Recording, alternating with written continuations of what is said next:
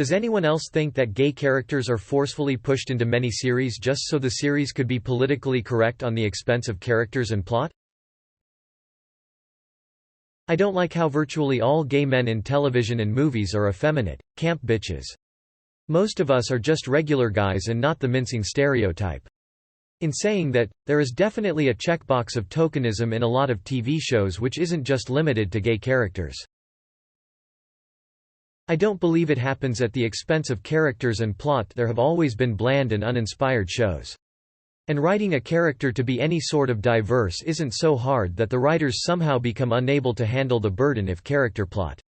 The fact is, in my eyes, that these modern shows are much like their older counterparts except that they use diversity as a rather cheap gimmick to give the illusion of depth and value to their shows.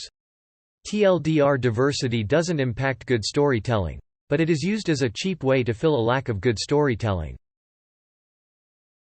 A character doesn't need a reason to be gay, just like they don't need a reason to be blonde or tall or have brown eyes. So no. If anything, my chief complaint with queer characters is that the writers always make their character arc, conflicts somehow tie in with their sexuality as if it's the only thing going on in their life. But between the lack of quality representation, queer coding villains, and the mere existence of the "bury your gays" trope, gay characters and or their partners being killed off at vastly disproportionate rates, I'd say queer representation in media still has a bit of a way to go. No, I don't. In fact, I've always hated that argument.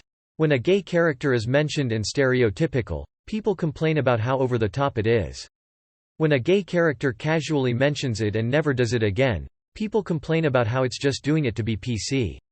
When a gay character is there and often mentions it as much as straight people do, it becomes shoving it down our throats. Regardless, it doesn't matter how they're written, because, guess what?